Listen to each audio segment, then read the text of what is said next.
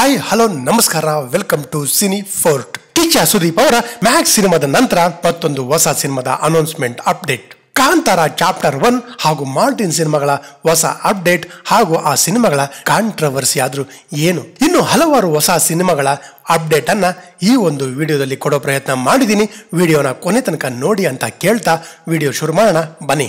ಮೊದಲಿಗೆ ರಜನಿಕಾಂತ್ ಅವರ ಜೈಲರ್ ಸಿನಿಮಾದ ನಂತರ ಇವಾಗ ಅವರ ಮುಂದಿನ ಸಿನಿಮಾ ವೆಟ್ಟಯಾನ್ ಚಿತ್ರದಲ್ಲಿ ನಟಿಸಿದ್ದು ಸಿನಿಮಾ ಕನ್ನಡ ಸೇರಿದಂತೆ ಹಲವು ಭಾಷೆಗಳಲ್ಲಿ ತೆರೆಗೆ ಬರಲಿದ್ದು, ಸಿನಿಮಾದಲ್ಲಿ ರಜನಿಕಾಂತ್ ಅವರೊಟ್ಟಿಗೆ ಅಮಿತಾಬ್ ಬಚ್ಚನ್, ಫಹದ್ ಫಾಜಿಲ್, ತೆಲುಗಿನ ರಾವ್ ರಮೇಶ್, ರಾಣಾ ದಗ್ಗು ಭಾಟಿಯಾ, ಕನ್ನಡದ ನಟ ಕಿಶೋರ್, ಮಂಜು ವಾರಿಯರ್, ರಿತಿಕಾ ಸಿಂಗ್ ಹಾಗೂ ಇನ್ನೂ ಹಲವಾರು ಕಲಾವಿದರು ನಟಿಸಿದ್ದು ಸಿನಿಮಾದ ಹೊಸ ಟ್ರೈಲರ್ ಇತ್ತೀಚೆಗಷ್ಟೇ ರಿಲೀಸ್ ಆಗಿದ್ದು, ರಜನಿಕಾಂತ್ ಅವರು ಜೈಲರ್ ಸಿನಿಮಾದ ರೀತಿಯಲ್ಲೇ ಇಲ್ಲೂ ಕೂಡ ಪೊಲೀಸ್ ಅಧಿಕಾರಿಯಾಗಿ ಎನ್ಕೌಂಟರ್ ಸ್ಪೆಷಲಿಸ್ಟ್ ಆಗಿದ್ದು, ಅಮಿತಾಬ್ ಬಚ್ಚನ್ ಪೊಲೀಸ್ ಎನ್ಕೌಂಟರ್ ವಿರೋಧಿಸುವ ಸತ್ಯ ದೇವ್ ಪಾತ್ರದಲ್ಲಿ ಕಾಣಿಸಿಕೊಂಡಿದ್ದಾರೆ. ಇನ್ನು ಫಹದ್ ಫಾಜಿಲ್ ಅವರು ಒಬ್ಬ ಕಳ್ಳನ ಪಾತ್ರದಲ್ಲಿ ಇರೋ ಹಾಗೆ ತೋರಿಸಿದ್ದು, ಅವರ ಕ್ಯಾರೆಕ್ಟರ್ ಏನನ್ನೋ ಸರ್ಚ್ ಮಾಡೋ ಹಾಗೆ ತೋರಿಸಿದ್ದಾರೆ. ಅವರು ಸಿನಿಮಾದಲ್ಲಿ ಬೇರೆಯದೇ ಕ್ಯಾರೆಕ್ಟರ್ ನಲ್ಲಿ ಇರೋ ಹಾಗಿದೆ.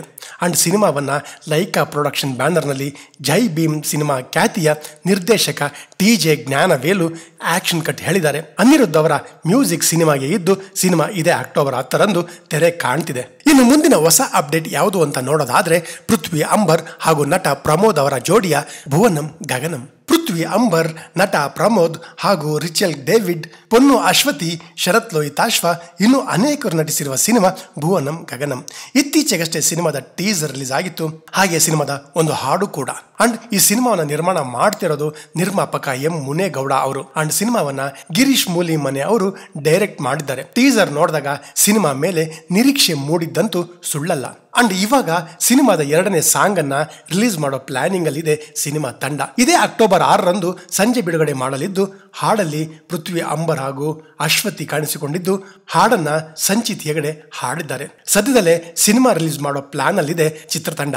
ಇನ್ನ ಕನ್ನಡದ ಹೆಸರಾಂತ ನಿರ್ಮಾಣ ಸಂಸ್ಥೆಗಳಲ್ಲಿ ಒಂದಾದ KVN ಸಂಸ್ಥೆ ದಳಪತಿ ವಿಜಯ್ ಅವರ ಕೊನೆಯ ಸಿನಿಮಾ ದಳಪತಿ 69 ಸಿನಿಮಾವನ್ನ ನಿರ್ಮಾಣ ಮಾಡ್ತಾ ಇದ್ದು, ಇದೀಗ ಹಲವು ಅಪ್ಡೇಟ್ಗಳನ್ನ ಸಿನಿಮಾ ಸಂಸ್ಥೆ ನೀಡಿದೆ. ಅದೇನಂತ ನೋಡೋದಾದ್ರೆ, ಸಿನಿಮಾದಲ್ಲಿ ಯಾರೆಲ್ಲ ಕಲಾವಿದರು ಅಭಿನಯಿಸಿದ್ದಾರೆ ಅನ್ನೋ ಮಾಹಿತಿ ನೋಡೋದಾದ್ರೆ, ಮೊದಲಿಗೆ ನಾಯಕಿಯಾಗಿ ಸಿನಿಮಾಗೆ ಸಮಂತಾ ಅವರು ಇರ್ತಾರೆ ಅನ್ನೋ ಮಾತುಗಳು ಕೇಳಿ ಬರ್ತಾ ಇತ್ತು. ಇವಾಗ ಬಾಲಿವುಡ್ ನಿಂದ ಪೂಜಾ ಹೆಗಡೆ ಅವರು ನಾಯಕಿಯಾಗಿ ಕಾಣಿಸಿಕೊಳ್ತಾ ಇದ್ದು, ಸಿನಿಮಾದ ವಿಲ್ಲನ್ ಆಗಿ ಬಾಬಿ ಡಯಲ್ ಕಾಣಿಸ್ಕೊಳ್ತಾ ಇದ್ದು, ಇನ್ನು ಮಲಯಾಳಂನ ಪ್ರೇಮಲು ಸಿನಿಮಾ ಖ್ಯಾತಿ ಮಮಿತಾ ಬೈಜು ಅವರು ಒಂದು ಮೇನ್ ರೋಲ್ ಅಲ್ಲಿ ಕಾಣಿಸ್ಕೊಳ್ತಾ ಇದ್ದಾರೆ. ಇನ್ನು ಉಳಿದಂತೆ ನಿರ್ದೇಶಕ ಗೌತಮ್ ವಾಸುದೇವ್ ಮೆನನ್, ಪ್ರಿಯಾ ಮಣಿ, ತಮಿಳು ನಟ ನಾರಿಯನ್ ಹಾಗೂ ಪ್ರಕಾಶ್ ರಾಜ್ ಅವರು ಸಿನಿಮಾದಲ್ಲಿ ನಟಿಸ್ತಾ ಇದ್ದು, ಇನ್ನು ಸಿನಿಮಾವನ್ನ H ವಿನೋದ್ ಅವರು ಡೈರೆಕ್ಟ್ ಮಾಡ್ತಾ ಇದ್ದು, ಇನ್ನೇನು ಕೆಲವೇ ದಿನಗಳಲ್ಲಿ ಸಿನಿಮಾದ ಚಿತ್ರೀಕರಣ ಶುರು ಮಾಡಲಿದೆ ಚಿತ್ರತಂಡ.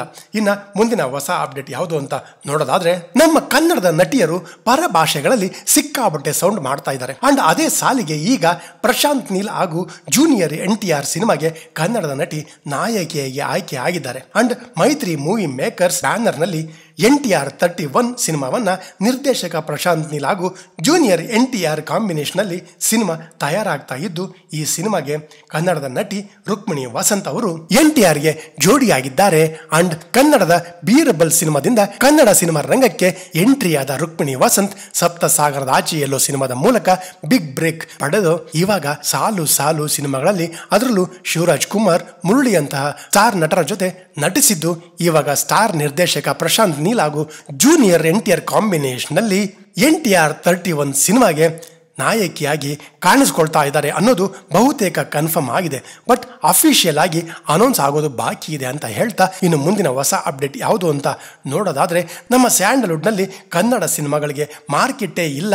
ಬಿಡುಗಡೆಯಾದ ಹಲವು ಸಿನಿಮಾಗಳು ಯಾವುದೇ ಕಲೆಕ್ಷನ್ ಮಾಡದೆ, ಯಾವುದೇ ಸ್ಯಾಟಲೈಟ್ ರೈಟ್ಸ್ ಕೂಡ ಆಗಿಲ್ಲ ಅನ್ನೋ ಈ ಸಮಯದಲ್ಲಿ ಇನ್ನು ಬಿಡುಗಡೆಯಾಗದ ಸೂಪರ್ ಸ್ಟಾರ್ ನಟರ ಸಿನಿಮಾಗಳು ಆಲ್ರೆಡಿ ಬಿಸ್ನೆಸ್ ಮಾಡಿದ್ದು, ಅದರಲ್ಲೂ ಮ್ಯಾಕ್ಸ್, UI, ಭೈರತಿ ರಣಗಲು ಸಿನಿಮಾಗಳು ಭರ್ಜರಿ ಮೊತ್ತಕ್ಕೆ ಟಿವಿ ರೈಟ್ಸ್ ಮಾರಾಟ ಆಗಿದೆ. ಒಂದು ವಲಯದ ಪ್ರಕಾರ ಕಿಚ್ಚ ಸುದೀಪ್ ಅವರ ಮ್ಯಾಕ್ಸ್ ಸಿನಿಮಾದ ಕನ್ನಡ ವರ್ಷನ್ಗೆ 10 ಕೋಟಿ, ಸೂಪರ್ ಸ್ಟಾರ್ ಉಪೇಂದ್ರ ಅವರ UI ಸಿನಿಮಾಗೆ 8.1 ಕೋಟಿ ರೂಪಾಯಿಗಳು ಹಾಗೂ ಶಿವರಾಜ್ ಕುಮಾರ್ ಅವರ ಭೈರತಿ ರಣಗಲು ಸಿನಿಮಾಗೆ ಬರೋಬ್ಬರಿ 9 ಕೋಟಿ ರೂಪಾಯಿಗಳಿಗೆ ಬರೀ ಕನ್ನಡ ವರ್ಷನ್ಗೆ ಮಾತ್ರ ಮಾರಾಟ ಆಗಿದೆ ಅನ್ನೋ ಮಾಹಿತಿ ಇದೆ. ಇನ್ನು ಮುಂದಿನ ಹೊಸ ಅಪ್ಡೇಟ್ ಯಾವುದು ಅಂತ ನೋಡೋದಾದ್ರೆ, ತಮಿಳು ನಿರ್ದೇಶಕ ಲೋಕೇಶ್ ಕನಕರಾಜು ಅವರು ತಮ್ಮ ಲಿಯೋ ಸಿನಿಮಾದ ನಂತರ ಇವಾಗ ರಜನಿಕಾಂತ್ ಅವರ ಕೂಲಿ ಸಿನಿಮಾದ ಶೂಟಿಂಗ್ ಅಲ್ಲಿ ಬ್ಯುಸಿ ಆಗಿದ್ದು, ಕೂಲಿ ಸಿನಿಮಾ ಚಿತ್ರೀಕರಣ ಮುಗಿದ ಕೂಡಲೇ ಅವರ ಈ ಹಿಂದಿನ ಸೂಪರ್ ಹಿಟ್ ಸಿನಿಮಾ ಕೈದಿ ಸಿನಿಮಾದ ಮುಂದುವರೆದ ಭಾಗ 2ರ ಸಿನಿಮಾದ ಕೆಲಸಗಳು ಶುರುವಾಗಲಿದ್ದು, ಇದೀಗ ಸಿನಿಮಾದ ಪ್ರೀ ಪ್ರೊಡಕ್ಷನ್ ಕೆಲಸಗಳನ್ನ ಶುರು ಮಾಡಿದ್ದಾರೆ ಅನ್ನೋ ಮಾಹಿತಿ ಇದೆ. ಮುಂದಿನ ಹೊಸ ಅಪ್ಡೇಟ್ ಯಾವುದು ಅಂತ ನೋಡೋದಾದ್ರೆ, ಮಲಯಾಳಂನ ನಟಿ ನಿರ್ದೇಶಕಿ ಗೀತು ಮೋಹನ್ ದಾಸ್ ನಿರ್ದೇಶನದ ಮತ್ತು ನಟ ನಮ್ಮ ಯಶ್ ಅಭಿನಯದ ಟಾಕ್ಸಿಕ್ ಸಿನಿಮಾ ಮೇಕಿಂಗ್ ಹಂತದಲ್ಲೇ ಭಾರಿ ಸೌಂಡ್ ಮಾಡ್ತಿದೆ. ದೇಶ ವಿದೇಶದ ಆಕ್ಟರ್ಸ್, ಟೆಕ್ನಿಷಿಯನ್ಸ್ ಸಿನಿಮಾದಲ್ಲಿ ಕೆಲಸ ಮಾಡ್ತಾ ಇದ್ದು, ಈಗಾಗಲೇ ಒಂದು ಹಂತದ ಚಿತ್ರೀಕರಣ ಮುಕ್ತಾಯವಾಗಿದ್ದು, ನಟಿ ನಯನತಾರ ಸೇರಿದಂತೆ ಹಲವಾರು ಕಲಾವಿದರು ಅಭಿನಯಿಸಿರೋ ಹಲವು ಭಾಗದ ಚಿತ್ರೀಕರಣ ಕೂಡ ನಡೆದಿದೆ. ಇನ್ನು KVN ಸಂಸ್ಥೆ ಬಹುಕೋಟಿ ವೆಚ್ಚದಲ್ಲಿ ನಿರ್ಮಾಣ ಮಾಡ್ತಿರೋ ಟಾಕ್ಸಿಕ್ ನ ಹೊಸ ಅಪ್ಡೇಟ್ ಒಂದು ಬಂದಿದೆ. ಅಂದ್ರೆ ನಯನತಾರ ಅವರ ಜೊತೆ ಅಕ್ಷಯ್ ಓಬಿರಾಯ್, ತಾರಾ ಸುತಾರಿಯಾ, ತೆಲುಗಿನ ನಟ ತನ್ನಿಕೆಲ ಭರಣಿ ಅವರು ಕೂಡ ಟಾಕ್ಸಿಕ್ ಸಿನಿಮಾ ತಂಡ ಸೇರಿದ್ದು ಈಗ ಹಳೆಯ ವಿಷಯ. ಬಟ್ ಇವಾಗ ಬ್ರಿಟಿಷ್ ಆಕ್ಟರ್ ನಟ ಡ್ಯಾರೆನ್ ಡಿಸೆಲ್ವಾ ಅವರು ಕೂಡ ಟಾಕ್ಸಿಕ್ ಸಿನಿಮಾದಲ್ಲಿ ನಟಿಸ್ತಾ ಇದ್ದು, ಮುಂದಿನ ಭಾಗದ ಚಿತ್ರೀಕರಣ ಶುರು ಮಾಡೋಕೆ ಪ್ಲಾನಿಂಗ್ ನಲ್ಲಿದೆ ಚಿತ್ರತಂಡ ಅಂತ ಮಾಹಿತಿ ಇದೆ. ಆಕ್ಷನ್ ಪ್ರಿನ್ಸ್ ಧ್ರುವ ಸರ್ಜಾ ಅವರ ಮಾರ್ಟಿನ್ ಸಿನಿಮಾದ ರಿಲೀಸ್ನಿಂದಾಗಿ Bhairathi Ranagal cinema release date ಮುಂದಕ್ಕೆ ಹೋಗಿದ್ದು ಎಲ್ಲರಿಗೂ ಗೊತ್ತೇ ಇದೆ. ಅಂಡ್ ಇವಾಗ ಭೈರತಿ ರಣಗಲ್ಲು ಸಿನಿಮಾದ ಹೊಸ ರಿಲೀಸ್ ಡೇಟ್ ಅನ್ನ ಅಫಿಷಿಯಲ್ ಆಗಿ ಅನೌನ್ಸ್ ಮಾಡಿದೆ ಚಿತ್ರತಂಡ. ಅಂಡ್ ಸಿನಿಮಾ ನವೆಂಬರ್ 15ಕ್ಕೆ ವರ್ಲ್ಡ್ ವೈಡ್ ರಿಲೀಸ್ ಕಾಣ್ತಾ ಇದೆ. ಈ ಒಂದು ವಿಚಾರವನ್ನ ಗಾಂಧಿ ಜಯಂತಿ ದಿವಸ ಒಂದು ಪೋಸ್ಟರ್ ರಿಲೀಸ್ ಮಾಡೋ ಮುಖಾಂತರ ಕನ್ಫರ್ಮ್ ಮಾಡಿದೆ ಚಿತ್ರತಂಡ. ಅಂಡ್ ಮಫ್ತಿ ಸಿನಿಮಾ ಹಾಗೂ ಭೈರತಿ ರಣಗಲ್ಲು ಸಿನಿಮಾದ ನಿರ್ದೇಶಕ ನರ್ತನ್ ಅವರು ಈ ಹಿಂದೆ KVN ನಿರ್ಮಾಣ ಸಂಸ್ಥೆಗೆ ಒಂದು ಸಿನಿಮಾ ಮಾಡಬೇಕಿತ್ತು, ಅದು ಕೂಡ ನಮ್ಮ ಯಶ್ ಅವರಿಗೆ. ಬಟ್ ಅದ್ಯಾಕೋ ಸಿನಿಮಾ ಟೇಕ್ ಆಫ್ ಆಗಲಿಲ್ಲ. ಆ ಜಾಗಕ್ಕೆ ಟಾಕ್ಸಿಕ್ ಸಿನಿಮಾ ಬಂದಾಯಿತು. ಅಂಡ್ ಇವಾಗ KVN ಸಂಸ್ಥೆ ನಿರ್ದೇಶಕ ನರ್ತನ್ ಅವರಿಗೆ ಭಾರಿ ಆಫರ್ ನೀಡಿದೆ. ಅಂದ್ರೆ ಕಿಚ್ಚ ಸುದೀಪ್ ಅವರಿಗೆ KVN ಸಂಸ್ಥೆ ಸಿನಿಮಾ ಮಾಡ್ತಾ ಇದ್ದು, ಆ ಸಿನಿಮಾವನ್ನ ನಿರ್ದೇಶಕ ನರ್ತನ್ ಅವರು ಡೈರೆಕ್ಟ್ ಮಾಡ್ತಾರೆ ಅನ್ನೋ ಮಾತುಗಳು ಕೇಳಿ ಬರ್ತಾ ಇದೆ. ಅಂಡ್ ಸುದೀಪ್ ಅವರು ಬಿಗ್ ಬಾಸ್ ಹಾಗೂ ಇನ್ನು ಹಲವಾರು ಸಿನಿಮಾಗಳಲ್ಲಿ ಬ್ಯುಸಿ ಇರೋ ಕಾರಣ ಸಿನಿಮಾ 2025ರ ಕೊನೆಯಲ್ಲಿ ಶುರು ಆಗುವ ನಿರೀಕ್ಷೆ ಇದೆ ಅಂತ ಹೇಳ್ತಾ, ಮುಂದಿನ ಹೊಸ ಅಪ್ಡೇಟ್ ಯಾವುದು ಅಂತ ನೋಡೋದಾದ್ರೆ, ಇನ್ನು ನಿರ್ದೇಶಕ ರಿಷಬ್ ಶೆಟ್ಟಿ ಹಾಗೂ ಒಂಬಾಳೆ ಸಂಸ್ಥೆಯ ಕಾಂತಾರ ಸಿನಿಮಾ ಬಿಡುಗಡೆಯಾಗಿ ಇಡೀ ದೇಶದಲ್ಲೇ ಭಾರಿ ಸೌಂಡ್ ಮಾಡಿತ್ತು. ಇದೀಗ ಸಿನಿಮಾ ಬಿಡುಗಡೆಯಾಗಿ 2 ವರ್ಷ ಪೂರೈಸಿದೆ ಕೂಡ. ಅಂಡ್ ಇವಾಗ ಕಾಂತಾರ ಸಿನಿಮಾದ ಪ್ರೀಕ್ವೆಲ್ ಸ್ಟಾರ್ಟ್ ಆಯಿತು. ಸಿನಿಮಾ ಅದ್ದೂರಿಯಾಗಿ ಚಿತ್ರೀಕರಣ ನಡೀತಿರೋ ಈ ಸಂದರ್ಭದಲ್ಲಿ ಇವಾಗ ಕಾಂತಾರ ಚಾಪ್ಟರ್ 1ಗೆ ಒಂದು ದೊಡ್ಡ ಪ್ರಾಬ್ಲಮ್ ಎದುರಾಗಿದೆ. ಅದೇನು ಅಂತ ಮುಂದೆ ಹೇಳ್ತೀನಿ. ನಟ ನಿರ್ದೇಶಕ ರಿಷಬ್ ಶೆಟ್ಟಿ ಕಾಂತಾರ ಚಾಪ್ಟರ್ 1ರ ಸಿನಿಮಾ ಚಿತ್ರೀಕರಣದಲ್ಲಿ ಬ್ಯುಸಿಯಾಗಿದ್ದಾರೆ. ಅಂಡ್ ಇತ್ತೀಚೆಗಷ್ಟೇ ಮಲಯಾಳಂನ ಸೂಪರ್ ಸ್ಟಾರ್ ನಟ ಮೋಹನ್ ಲಾಲ್ ಅವರು ಸಿನಿಮಾದಲ್ಲಿ ಅಭಿನಯಿಸಿದ್ದಾರೆ. ಅಂಡ್ ಅದು ರಿಷಬ್ ಶೆಟ್ಟಿ ಅವರ ತಂದೆಯ ಪಾತ್ರದಲ್ಲಿ. ಇತ್ತೀಚೆಗಷ್ಟೇ ಸಿನಿಮಾದಲ್ಲಿ ಅವರ ಭಾಗದ ಚಿತ್ರೀಕರಣವನ್ನ ಮುಗಿಸಿದ್ದಾರೆ ಚಿತ್ರತಂಡ ಅನ್ನೋ ಮಾಹಿತಿ ಇದೆ. ಅಂಡ್ ಈ ಹಿಂದೆ ಬಿಡುಗಡೆಯಾಗಿದ್ದ ಕಾಂತಾರ ಸಿನಿಮಾದ ಕ್ಲೈಮ್ಯಾಕ್ಸ್ ನಲ್ಲಿ ದೈವದ ಸೀನ್ ಭಾರಿ ಸೌಂಡ್ ಮಾಡಿತ್ತು. ಸಿನಿಮಾ ಗೆದ್ದಿದ್ದು ಇತಿಹಾಸ. ಆದರೆ ಇವಾಗ ಅದೇ ವಿಷಯ ಕಾಂತಾರ ಚಾಪ್ಟರ್ 1ಗೆ ಗಂಡಾಂತರ ತಂದಿದೆ. ಇತ್ತೀಚೆಗೆ ಸಿನಿಮಾಗಳಲ್ಲಿ, ನಾಟಕಗಳಲ್ಲಿ ದೈವದ ಆರಾಧನೆ ಇರುವ ವಿಷಯಗಳ ಬಳಕೆ ಜಾಸ್ತಿ ಆಗಿರೋದ್ರಿಂದ ಆ ಸಮುದಾಯದ ಆಚಾರ ವಿಚಾರ ಹಾಗೂ ಅವರ ಭಾವನೆಗಳಿಗೆ ತೊಂದರೆಯಾಗಿದೆ ಅನ್ನೋ ಕಾರಣಕ್ಕಾಗಿ ಇನ್ನು ಮುಂದೆ ಯಾವುದೇ ಸಿನಿಮಾ ಹಾಗೂ ನಾಟಕಗಳಲ್ಲಿ ದೈವದ ಆಚರಣೆನ ಬಳಸಬಾರದು ಎಂದು ಆ ಸಮುದಾಯದ ಮುಖಂಡರು ಪೊಲೀಸ್ ಕಂಪ್ಲೇಂಟ್ ಕೂಡ ಕೊಟ್ಟಿದ್ದು, ಕೋರ್ಟ್ಗೆ ಹೋಗಿದ್ದು. ಇನ್ನು ಇದು ಕಾಂತಾರ ಸಿನಿಮಾದ ಮೇಲೂ ಹೇಗೆ ಪರಿಣಾಮ ಬೀರುತ್ತೆ ಅಂತ ಕಾದು ನೋಡಬೇಕು. ಇನ್ನು ಮುಂದಿನ ಹೊಸ ಅಪ್ಡೇಟ್ ಯಾವುದು ಅಂತ ನೋಡೋದಾದ್ರೆ, ಮಾರ್ಟಿನ್ ಸಿನಿಮಾದ ನಿರ್ದೇಶಕ AP ಅರ್ಜುನ್ ಹಾಗೂ ನಿರ್ಮಾಪಕ ಉದಯ್ ಕೆ ಮೆಹ್ತಾ ಅವರ ನಡುವೆ ಭಿನ್ನಾಭಿಪ್ರಾಯ ಮೂಡಿದ್ದು ಯಾವ ಒಂದು ಕಾರಣಕ್ಕೆ ಅನ್ನೋದನ್ನ ಮುಂದೆ ಹೇಳ್ತೀನಿ.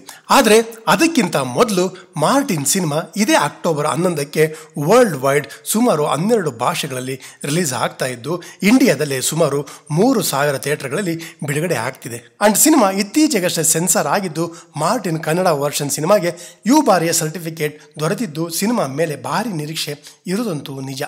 ಆದರೆ ನಿರ್ದೇಶಕ AP ಅರ್ಜುನ್ ಅವರು ಸಿನಿಮಾದ CG ಅಂದರೆ ಗ್ರಾಫಿಕ್ ಮಾಡೋ ಕಂಪನಿಗಳಿಂದ ಸುಮಾರು 73 ಲಕ್ಷ ರೂಪಾಯಿಯ ಕಮಿಷನ್ ಪಡೆದಿದ್ದಾರೆ ಎಂದು ನಿರ್ಮಾಪಕರಿಗೆ ಗೊತ್ತಾಗಿದ್ದು, ಅದೇ ವಿಚಾರವಾಗಿ ನಿರ್ಮಾಪಕ ಉದಯ್ ಕೆ ಮೆಹ್ತಾ ಅವರು ಫಿಲ್ಮ್ ಚೇಂಬರ್ನಲ್ಲಿ ಕಂಪ್ಲೇಂಟ್ ಮಾಡಿದ್ದು, ನಂತರ ಇವಾಗ ಕೋರ್ಟ್ಗೂ ಸಹ ಹೋಗಿದ್ದಾರೆ. ಅಂಡ್ ಇನ್ನು ಸಿನಿಮಾವನ್ನು ಡೈರೆಕ್ಟ್ ಮಾಡಲು ನಿರ್ದೇಶಕ AP ಅರ್ಜುನ್ ಅವರಿಗೆ 1,80,00,000 ರೂಪಾಯಿಗಳ ಸಂಭಾವನೆಯನ್ನು ಕೊಟ್ಟಿದ್ದಾರಂತೆ. ಗುರು, ನಿಜವಾಗ್ಲೂ ಒಬ್ಬ ನಿರ್ದೇಶಕನಿಗೆ ಇಷ್ಟೊಂದು ದೊಡ್ಡ ಮೊತ್ತದಲ್ಲಿ ಸಂಭಾವನೆ ಸಿಕ್ಕ ಮೇಲೆ ಈ ರೀತಿ ಮಾಡೋದು ಯಾವ ನ್ಯಾಯ ಅಂತೀನಿ. ಅದರಲ್ಲೂ ಈ ತರದ ಸ್ಟಾರ್ ನಟ ಇರೋ ಸಿನಿಮಾ, ಇಷ್ಟೊಂದು ದೊಡ್ಡ ಬಜೆಟ್ನ ಸಿನಿಮಾ ಇರುವಾಗ ಈ ತರ ಕಮಿಷನ್ ತಗೊಳ್ಳೋದು ಬೇಕಾಗಿತ್ತಾ?